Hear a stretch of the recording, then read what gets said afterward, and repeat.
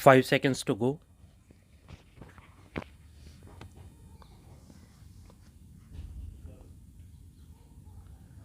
Start.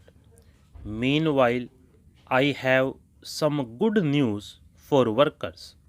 The wage ceiling for coverage under the EPF and MP Act 1952 has been enhanced from rupees 5000 to rupees 6500 to promote the welfare of employees.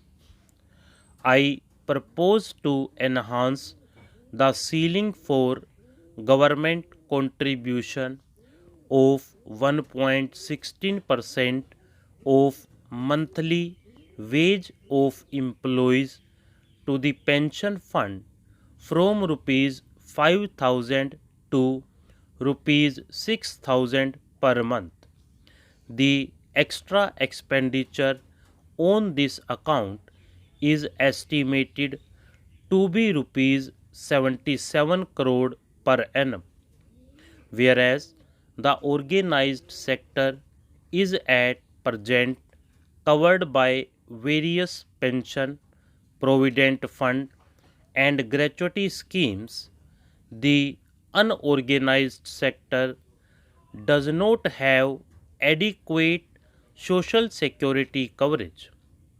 I am asking the Insurance Regulatory Development Authority to look into all these issues and provide a roadmap for pension reforms by October 1, 2001. Journalists have to increasingly take greater risks in covering terrorist and other violence prone incidents as an acknowledgement of their services and sacrifices, and with the expectation of a better treatment at their hands. I propose to set up a journalist welfare fund with a contribution of rupees 1 crore under the grants of Ministry of I&B. My colleague, the I&B Minister, will announce the details of the scheme.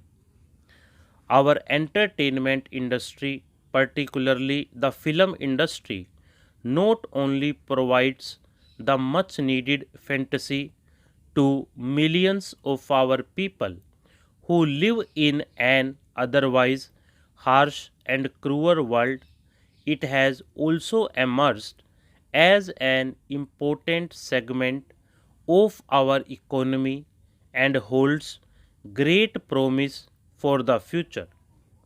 2 years ago, I provided for this industry the same tax exemption that was available for merchandise exports. A few months ago, the government issued a notification under the IDBI Act whereby entertainment industry including films has been declared as an industrial concern. Banks are in the process of finalizing guidelines for financing such projects that are bankable. I hope that the film industry will take full advantage of these measures to bring about a greater degree of professionalism and transparency in these operations and will not do things chupke and certainly not chori. As I have already stated, the most serious problem is the poor state of the fiscal health of both the central and state governments. The combined fiscal deficit of the two together is around 10%. As promised in my earlier budget speeches, I appointed the Expenditure Reforms Responsibility Bill in this House in the last session. The bill seeks to reduce the fiscal deficit to 2% and completely eliminate the revenue deficit over the next 5 years. A number of initiatives have already been taken to contain, in particular, the growth of non-plan expenditure. I have not allowed any increase in non-plan expenditure this year. Consequently, for the first time in many years, the fiscal deficit target fixed in the budget has indeed been achieved and remains at 5.1% in the RE of the current year. The target of 3.6% revenue deficit has also been achieved. I intend to carry forward the process of bringing about structural changes in the composition of central government expenditure and effect economy in non-plan revenue expenditure with greater vigor while improving the quality of plan expenditure. For this, I propose to take the following initiatives.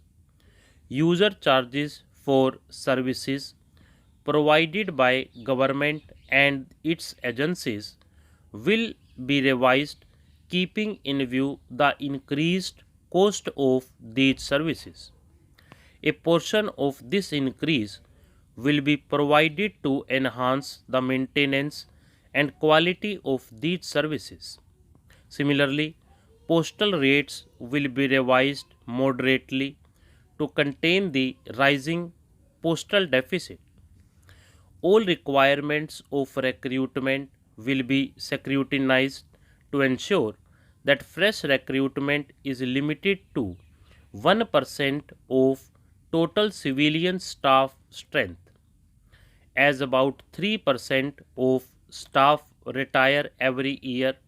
This will reduce the manpower by 2% per annum, achieving a reduction of 10% if 5 years as announced by the Prime Minister. The surplus pool under the Department of Personnel will be streamlined and equipped to redeploy and retrain surplus staff. Employees in the surplus pool will also be offered an attractive VRS package. Standard license fee or government accommodation will be enhanced by 50% for Group A, 25% for Group B, and 15% for other categories of staff with effect from April 1, 2001. Facility of LTC to central government employees will be suspended for 2 years for the remaining part of the 4-year block period, except for employees who are entitled to last LTC before retirement. Use of information technology in government activities with large public interface will be maximized to promote efficiency. For this purpose, operations like GPF, pension, pay and accounts offices, passports, income tax, customs, central excise will be fully computerized by March 31, 2002. Stop.